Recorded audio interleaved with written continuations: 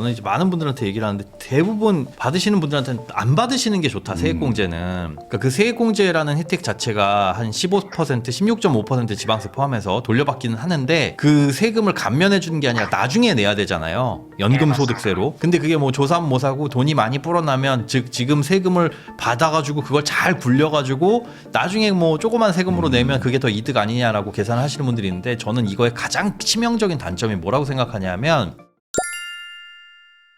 안녕하세요. 저는 입사 후부터 예적금만 하다가 직장 동료의 권유로 24년 말부터 투자를 시작했습니다. 4천만 원의 시드로 시작을 했고요. 안정적인 걸 좋아해가지고 S&P 중심으로 했습니다. 24년 말 25년은 빅테크 덕분에 10% 조금 넘게 벌었는데 요즘에는 조금 좀 지지부진합니다. 아무래도 막 국장은 막 미친 듯이 올라가고 있고. S&P가 한 10월부터는 멈춰 있는 것 같아요. 네, 맞아요. 네, 결혼이나 내 집 마련까지는 아직 막막해서 잘 모르겠고 현재 세운 목표는 55세 이후에 은퇴를 준비하는 겁니다. 그래가지고 이제 거의 요즘에 공식 같은 거죠. 이제 통장, CMA, ISA, 연금저축, IRP로 구성을 해놨습니다. 월급 통장에 월급이 들어오면은 CMA에 왔다가 여기서 이제 ISA랑 IRP로 자동 분배되고요. 나스닥, 테마 ETF로 공격적인 구성을 했고 연금저축은 작년까지 매달 50만 원씩 넣었고요. 올해는 ISA 해지금을 이체해서 추가 투자금은 없습니다. 길게 보기 때문에 뭐 금, 채권, S&P 위주로 포트폴리오를 구성했는데 ISA와 연금저축을 제외한 최후의 보루 역할로 IRP를 이제 운영을 하고 있습니다. 이거 내용만 보면은 아주 뭐 구성을 저기 국민연금의 기금운용본부에서 맞아요. 그런 느낌인 거야 지금 약간 기금운용본부 약간 그 리스크 해지와 이제 이렇게 해가지고 전반적으로 이제 운영하고 계신데 전체적인 전략은 3년마다 ISA에서 굴린 돈을 해지해서 연금저축으로 보내고 또 만들어서 또 굴리고 이런 방식입니다. 일부는 뭐 CMA로 옮겨가지고 비상금으로 활용하고 나머지는 계속 ISA로 위주로 하려고 하는데 사실 이 자금이 적은 청년 세대들이 뭐 부동산을 하기가 이런 게 안 되거든요. 지금. 그러니까 뭐 코인 아니면 주식 아니면 뭐 창업인데 아무래도 요즘에 또 주식이 분위기가 좋고 또 그러다 보니까 이제 주식 쪽으로 쪼개가지고 하고 계신 것 같아요. 다행히 또 이분이 2024년 말에 권유를 받아가지고 동료가 해봐라라고 그렇죠. 해서 이제 수익이 나서 여기에 관심을 가지고 시작을 하신 건데 글쎄요 수익이 안 날 수는 없는 시기였죠. 네, 이런 전략과 계좌별 구성이 전문가 시선에서 어떤지 궁금합니다. 장기 유지해야 되는 연금저축에서 좀 더 공격적인 구성으로 하는 게 좋을까요? 아니면은 뭐 ISA로 이제 변동성 관리하는 게 맞을까요? 끝으로 이제 오래 살던 기숙사를 나와야 되는 상황입니다. 차와 집이 없어가지고 절약되는 금액이 상당했는데 집을 구해야 하면은 월세와 교통비가 발생해서 현재 저축 비중을 유지할 수 없을 것 같습니다. 그러니까 지금 이제 70%를 할 수 있었던 거는 기숙사 덕분이었다. 그렇죠. 기숙사가 이제 보통 밥도 조금 뭐 이렇게 간단한 것도 주고 뭐 그러는 회사들도 있거든요. 그리고 이분 보면 뭐 뒤에서 나오겠지만 식비나 이런 고정 비용들을 그런 이제 주거비와 관련된 고정 비용들이 거의 안 들기 때문에 그래서 이제 조금 더 잘할 수 있었는데 앞으로는 어떻게 될지도 걱정도 된다는 얘기이신 거예요. 자, 기숙사에서 거주하고 있었고 차량도 없었다. 그리고 이제 예적금만 했고 입사 초기부터 제대로 된 저축 습관을 못 가진 점이 좀 아쉬웠다라고 얘기를 해주셨는데 웹소설 구독료로 1.5만 원 핸드폰 요금에 포함됩니다. 이제 웹소설 요즘에 꽤 많이들 보시더라고요. 그렇더라고요. 그리고 요게 저도 이제 옛날에 뭐 하나를 봤거든요. 재밌어요. 이게. 되게 읽기 쉽게 돼 있습니다. 진짜요? 그러니까 뭐랄까 그 문해력과 독해력이 별로 필요 없게 그냥 뭐 그냥 친구랑 얘기하듯이 그냥 줄줄줄 써놓은 그런 식이야. 그러니까 옛날로 보면은 이건 소설이 아닌데라는 느낌인 거야. 근데 약간 블로그에 막 누가 이렇게 글 써놓은 거 같이 되게 가볍게 읽을 수 있는. 그거 뭐지? 옛날에 한 중학교 시절인가 무슨 강동원 씨가 이제 영화로 나왔던 게 그게 원래 귀요미인가 뭐 그거 있죠. 귀연이 그런 건가요? 그때부터 시작됐던 어떤 그 가볍게 읽을 수 있는 소설들이 이제는 더 이제 발전해가지고. 근데 그걸 이제는 돈을 내고 봐야 되는 거예요? 그렇죠. 저 한 권 다 보는데 한 10,000원, 20,000원 들 거예요. 근데 이제 뭐 수백 편이 있습니다. 한 몇백 편씩 쓰거든요. 그거를 이제 웹툰처럼 짧게 보는 건데 재밌습니다. 재밌게들 씁니다. 엄청 신박한 아이템으로 되게 자극적인 주제들 씁니다. 뭐. 그런 게 있어요. 뭐 그런 거 있잖아요. 맨날 볼게요. 갑자기 차에 치여서 죽었더니 과거로 돌아가고. 환생했다. 과거로 돌아가고. 이런 거 있잖아요. 재벌집 막내 아들 뭐 그런 거예요. 그런요. 네. 그래서 이제 재밌게 보고 계시다. 그 말은 반대로 얘기하면 되게 이제 취미를 소박하게 하고 계시기 때문에 돈을 아끼기 되게 좋은 구조인 거죠. 자, 청년 도약에 이제 70만 원, IS에 70, IRP 25, 청약 적금 이렇게 넣고 계시고 여기서 줄일 부분이 뭐 별로 없나요? 통신비 용돈 있고. 그렇죠. 인터넷 포함인 거고. 저 부모님 용돈은 저것도 이제 기숙사에서 나가게 되면 이제 안 드리기로 이건 안 드리기로 했고. 그리고 계모임 같은 경우는 가족계 5만 5만 원 무슨 뭐 지인들 5만 원 해가지고 네. 그런 회비 내시는 거 그런 것들이고 학자금 네. 대출 상환도 월급에서 떼고 나가는 거고 딱히 경조사는 딱히 안낼 지금 뭐 줄일 수 있는 부분은 별로 없다. 네. 라는 거죠. 자, 자산을 보면은 지금 CMA에 150만 원 있고 IRP 청년도약, 청년도약 계좌에 제일 많이 들어가 많이 있고 들어갔어요. 그러면 연금저축으로 이제 ISA를 깨가지고 또 옮긴 보냈다라는 거, 예. 거잖아요. 그러면 이대로 하면 어쨌든 돈을 모으거나 이제 자산 배분을 한 건 이제 잘 하셨는데 제가 이제 걱정되는 거는 이러다가 이제 결국에는 어쨌든 나이가 어리시니까 네. 결혼을 해야 된단 말이죠. 결혼하거나 아니면 기숙사를 나가면 그렇죠. 주거비가 막 들기 시작하고 그러면서 이제 목돈을 뺄 때가 생긴다. 네. 그게 좀 걱정. 어디서 뺄 것이냐. 그때 어떻게 뺄 것인가. 그리고 저축은 또 어디로 어떻게 할 것이냐. 네, 그래서 제가 한번 전화를 해보도록 하겠습니다. 아, 네, 안녕하세요, 선무공시님. 아, 예, 안녕하세요. 네, 저 오늘 사연 잘 읽었고요. 아, 네. 네, 그 우선은 보면은 기숙사에서 언제 나가세요? 8월 말까지는 나가야 돼요. 그러면은 네, 딱 6개월 남았네. 6개월 남았네. 네. 네, 맞습니다. 이 기숙사에서 뭐 밥도 주고 하는 건가요? 아니요, 식사는 아침, 점심만 회사에서 지급이 되고요. 저녁은 제가 보통 주말에 본가 가서 이렇게 반차를 싸우거나 야. 아니면 제가 알아서 뭐 사먹거나 해먹거나 하고 있습니다. 그러니까 이제 상당히 그 비용을 안 쓰시는 편이네요. 어쨌든 네. 이래저래 생활비가. 아, 네. 그러면 이제 앞으로 집을 얻어야 되면은 어떤 정도의 수준을 얻어서 얼마나 돈이 나갈 것 같아요? 그게 제일 지금 걱정이니까. 제가 작년에도 비슷한 상황이 생겼어서 네. 한번 주변에 알아봤는데 제가 감당을 할 수 있을 것 같다고 하는 게 한 700에 50 언더까지는 될 것 같은데 여기 시세가 그렇게 낮지가 않더라고요. 아. 관리비 포함해서. 그럼 그 정도가 내가 갈 수 있는 이제 최저 수준이다.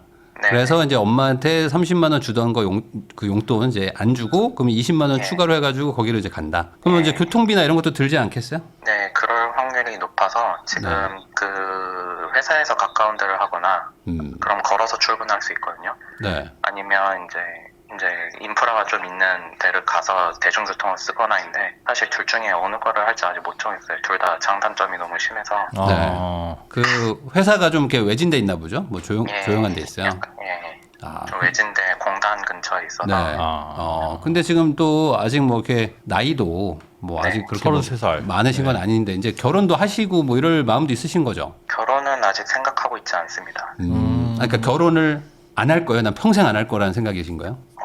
평생 안 할 거냐라고 하면 좀 아직은 모르겠는데 아, 지금 네. 할 생각이 전혀 없고 뭐 네. 연애나 이런 것도 하지 않고 있기 때문에. 왜요? 그러니까 연애를 안 하면 결혼을 못 하잖아요. 아, 물론 그렇죠. 그러니까 그러면 연애를 할 마음도 없어요, 지금?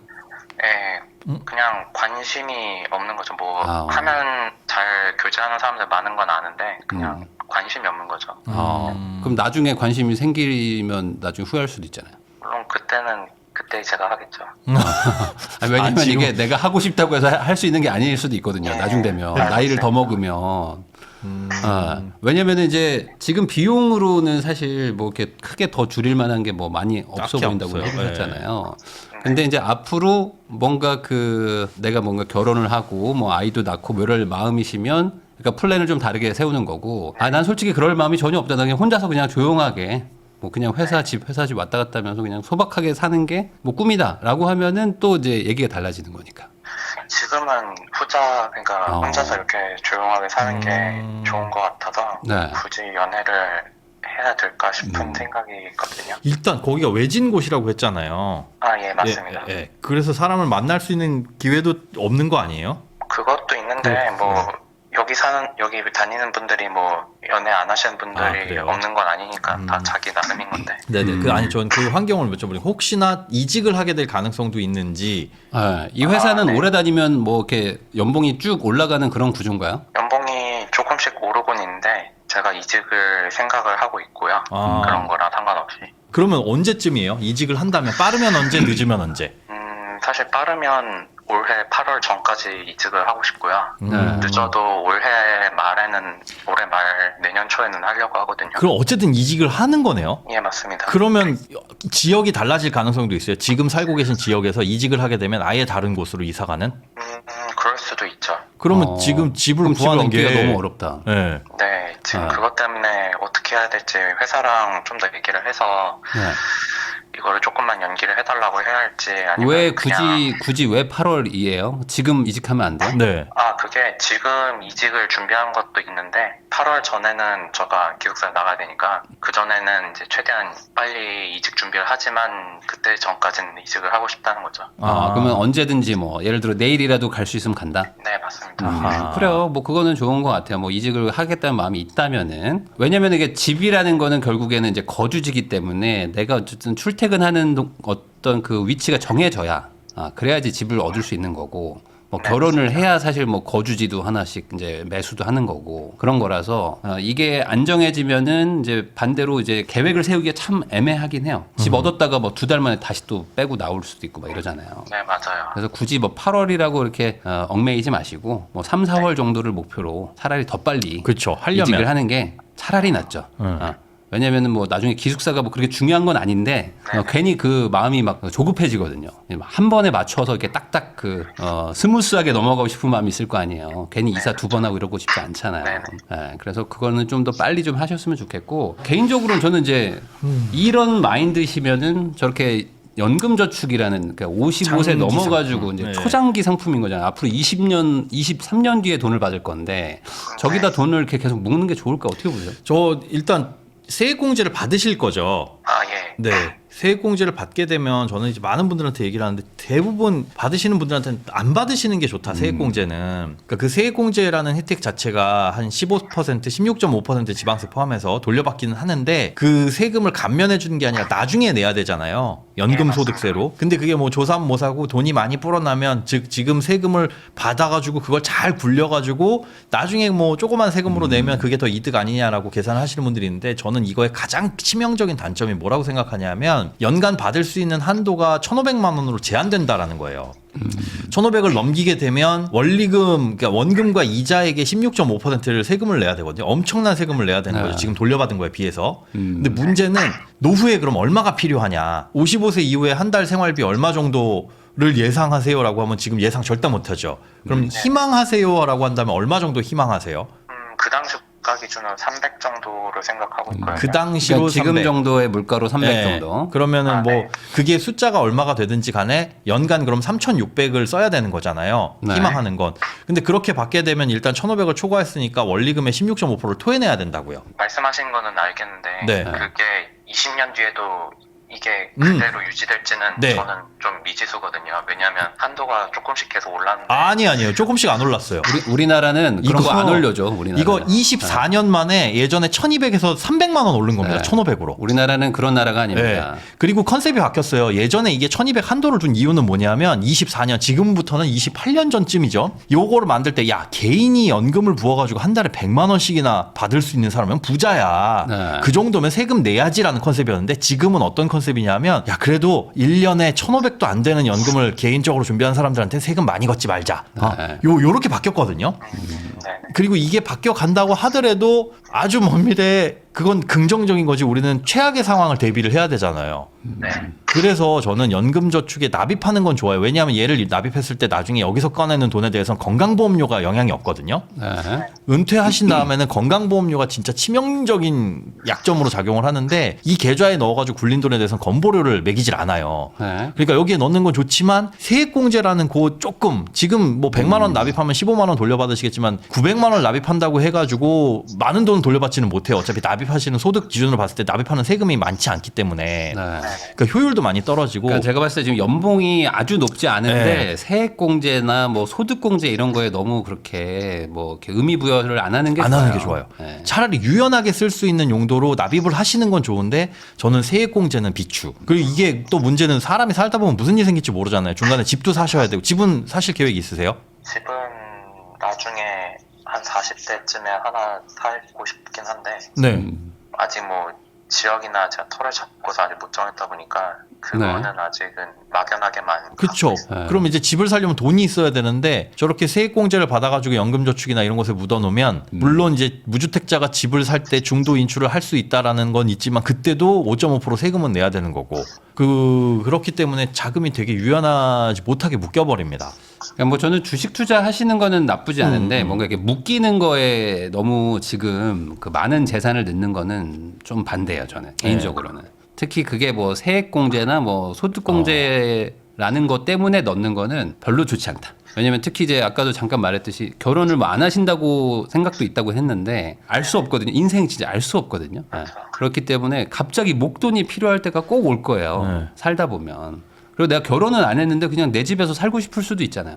나이 정말 그때쯤 돼가지고. 근데 뭐 돈이 다 막 어딘가에 막 묶여 있어. 몇 년 뒤에나 꺼낼 수 있어. 이러면은 괜히 또 뭐 세금 그 조금 돌려받는 이득 거 받았다가 결국에 다 토해내. 다 토해내요. 더. 네, 다 수익이 토해내는 붙으면 붙은 그게 만큼. 너무 많아요. 너무 많아요. 그리고 지금 제가 봤을 때는 오히려 혼자 사신다고 생각을 하셨다면은 이직을 한다고 하셨지만 앞으로 소득을 더 많이 높여야 돼요. 그러니까 더 소득을 높이는 거에 집중을 하셔야 돼요. 네. 저도 그거가 1번일 것 같아요. 그래서 이직을 좀 적극적으로 검토하시고 33살에 300 초반 나쁘지는 않지만 그렇게 많다고도 볼 수는 없거든요. 그리고 스스로 생각하시는 은퇴 희망 나이는 몇 살이세요? 한 50세쯤 50세쯤. 생각하는데. 그럼 앞으로 20년 남았는데 바짝 모아야죠. 그렇죠. 그리고 은퇴를 50대에 하기가 진짜 쉽지 않아요. 요즘에는. 그럼 50대에서 100세까지 살면 50년을 너무 오래 살아요. 진짜 사람이 진짜. 너무 오래 살아가지고 더 오래 일해야 되고 얼마 일하는 거 자체에 대해서 너무 빨리 그만두려고 하면은 그때부터는 이제 소비만 하는 거잖아요. 어찌 보면 은퇴라는 건 이제 소비만 하는 건데 자산이 뭐 엄청 많으면 상관이 없는데 지금 그런 구조는 아니에요. 지금 이 구조는 회사원이 최대한 오래 일하면서 자산을 그래도 좀 불려가는 구조인 거지 네. 은퇴로 가는 길은 아니에요. 지금. 그 우리 쉽게 얘기해서 지금 버는 돈의 반을 저축한다 그러면 30년 동안 저축했을 때 딱 30년 사는 거예요. 이후에. 여지껏 반 모아놓은 걸로. 근데 50에 초반에 은퇴라는 건 물론 이제 요즘에 대기업들 다 이제 50대 초반에 내보내기는 하지만 그 이후에도 일을 해야 돼요. 일을 해야 된다라는 거. 그래서 아예 진짜 은퇴를 그렇게 50에나 하고 싶다고 하시면은 훨씬 더 공격적인 투자를 하셔야 되는 네. 거고. 한 가지 네. 오해가 있으신 것 같은데 제가 50세에 그냥 회사를 그만두게 되는 상황인 거고 만약에 그렇게 되면 그 이후에도 계속 소득 활동을 할 수 일은 있는 할 거고. 거거든요. 알겠습니다. 네네, 예를 들어 뭐 하다못해 뭐 그 당시에 뭐 할 수 있다면 뭐 편의점이든 뭐든 간에 뭐라도 해서 생활비 정도는 모으려고 하고 있는 거고 네. 경제 활동을 아예 안 한다는 말은 아니거든요 제가. 그러면 뭐 다행이죠. 지금 직장을 당연히 다니는 거. 그때 할 수 있으면 해야죠. 네, 그리고 제가 또 하나 더 추가로 말씀드리고 싶은 건 뭐냐면은 지금 이제 S&P랑 또 금, 미국 채권 뭐 이렇게 좀 막 나눠 놓으셨잖아요. 그다음에 막 네네. 중기, 장기 뭐 이렇게 계좌를 막 또 쪼개놓고 하셨잖아요. 네네. 이거는 뭐 제 개인적인 생각이니까 이거는 뭐 따르지 않으셔도 되는데 저도 옛날에 이런 주식 투자 이런 걸 해볼 때는요. 돈이 아직은 우리가 작잖아요. 원금 자체가 작잖아요. 네. 그리고 원금이 지금 뭐 한 4, 5천 정도 되는데 이 4, 5천이 반토막이 나는 정말 대공황 같은 일이 일어나도 우리는 월급으로. 어차피 월급으로 충분히 메꿀 수가 있어요. 네. 맞잖아요. 우리가 그래도 월 한 100, 200 저축할 거잖아요. 네네. 그러니까 내 재산이 진짜 반토막이 나도 막 세계가 무너지는 상황이 와도 우리는 내 급여로 충분히 리스크 방어가 되기 때문에 지금은 리스크 방어를 한다는 자산 배분은 하시지 않는 게 좋아요. 제 생각은 그래요. 공격적으로 네. 최대한. 그러니까 내 연봉으로 리스크 방어가 안 되는 수준의 자산이 있잖아요. 뭐 예를 들어 우리가 막 6억을 가지고 있어. 뭐 6, 7억을 굴리는 거야. 근데 막 우리가 연봉이 3천이에요. 반토막이 났어. 그럼 반토막 나면 우리가 대응이 안 되잖아요. 그렇죠. 네네. 그럴 때는 자산 배분을 잘 하셔야 돼요. 근데 지금은 아직은 그 정도 사이즈가 아니기 때문에 저는 오히려 조금 더 공격적으로 가세요. 차라리 더 공격적으로. 저도 뭐 100% S&P를 공감. 더 가든지 뭐 나스닥을 더 하든지 그렇게 해서 좀 빠지면 오히려 나는 더 추가 월급을 매수하고. 계속 벌 거니까 네네. 그걸로 추가 매수하면 네. 되거든요. 그리고 전체적인 자산 배분에서 봤을 때 이미 안전자산으로 볼 수 있는 게 청년도약계좌나 적금이나 CMA 이런 거 합쳐놓고 보면 거의 3분의 1 정도를 차지하잖아요. 맞아요. 그러니 굳이 장기 상품에 뭐 배분을 한다고 해가지고 쪼개서 채권을 매수한다고 그럴 이유는 아직은 없을 그 것 같아요. 정도의 아직은. 자산은 아니라는 네. 거지. 내 연봉보다 한 10배에서 한 15배 넘어가면 그때 조금 좀 하셔도 되지 않을까? 청년 도약에 너무 많이 들어가 있는 거 너무 아니에요? 많이. 저는 어떡하지? 그래서 청년들한테 청년 도약이든 요번에 나올 청년 희망적금이든 저는 그게 꼭 필요한 거 아니면 좀 지양하셔라. 저걸로 네. 기회비용이잖아요. 저기 다른 거를 얼마든지 할 수 있는데 5년 3년 동안 투자를 했으면 네. 그리고 일단 청년들은 기다릴 수 있을 시간 여유가 충분합니다. 그러니까 결혼을 하고 애가 있으면 야, 난 3년 동안 그냥 이 돈 안 쓰고 투자하고 묻어놔야지 하다가도 뭔 일 생길 수 있어요. 뭐 애가 학원 하나 더 보내다닌다 그러면은 뭐 주식이라도 팔아가지고 보내줘야지. 근데 혼자 사시는 분들 같은 경우에는 내가 맘만 먹으면 지출 줄이고 소비 통제할 수 있거든요. 그러면은 공격적인 투자를 장기적으로 이어갈 수 있다는 거죠. 왜냐면 이분은 뭐 딱히 소비를 뭐 이렇게 많이 많이 하시는 하지도 분은 않아요, 아니에요. 또. 그러니까 뭐 당장 지금 내 몸 하나만 잘 간수하면 되는 거잖아요. 뭐 부모님이 노후 대비가 뭐 안 돼 있거나 내가 막 도와주지 않으면 힘든 상황일까요 혹시? 그러시진 않고요. 아. 자가 갖고 계시고. 그러면 뭐 나만 잘하면 네, 되는 네. 건데 뭐 내가 돈도 잘 안 쓰는데. 아, 그럼 용돈은 그냥 말 그대로 용돈 목적으로 드린 거예요? 그런 셈이죠. 아. 이제 자식들 셋이서 이렇게 다 아, 모아서 모아서. 드리고 있는 거라서. 근데 뭐 엄마 아빠가 나보다 부자잖아요. 그렇죠. 굳이 안 주셔도 돼요. 네, 네. 이 정도 줬으면 꽤 오래 주신 것 같아요. 나중에 엄마 아빠가 나보다 안 부자, 내가 엄마 아빠보다 부자가 됐을 때 네. 그때 도와드리세요. 그게 더 나은 것 같아요. 지금 제가 봤을 때 삼형제 중에 삼형제와 부모님 다 통틀어 놓고 보면 부모님이 제일 부자 아닌가요? 자산으로 보면? 아니 그거 뭐 당연할 것 같은데. 그렇지. 맞아요. 예. 다들 이제 그걸 오해를 하는 것 같아요. 형제들이 뭐 이제 취업하면 10만 원, 20만 원 그 마음은 알겠는데 우리 집에서 가장 부자에게 돈을 이제 드린다는 그렇죠. 거. 그러니까 부자가 상대적으로 가난한 사람한테 그렇죠. 도와줘야 되는 거예요. 예. 근데 이제는 도움을 받을 건 아니니까 내가 커가지고 내가 부자가 돼야 되고 언젠가 부모님들이 이제 소득도 끊지게 되고 이제 자산도 줄어들게 되면 그렇죠, 그때 그렇죠. 필요하면 그때 도와주셔야 되는데 이거는 내 소득의 10%는 굉장히 큰 돈이거든요. 네. 저 돈을 차라리 더 공격적인 투자를 하는 네. 게 나을 수 있죠. 일터라도. 왜냐면 지금 지금 미혼인데 그 청년 세대는 좀 잃어도 상관없어요. 시드도 작기 때문에. 그러니까 이제 월급으로 충분히 리스크 방어가 된다는 거를 판단하셔가지고 조금 더 공격적으로 네. 돈이 안 묶이는 구조로 짜는 게 훨씬 전 낫다고 봅니다. 네. 그리고 지금 뭐 아까 뭐 나는 연애나 뭐 이런 거 전혀 안 하신다고 했는데 조금 생각도 한번 해보세요. 왜냐면 이제 맞벌이를 하거나 하면은 그 뭐 자산도 더 많이 2배가 될 수도 있고 소득이 2배가 될 수도 있고 그죠. 또 이게 지금 젊을 때 재밌는 게 나이가 먹으면 재미가 없어질 수가 있거든 또. 그렇죠. 그럴 수 있어요, 진짜로.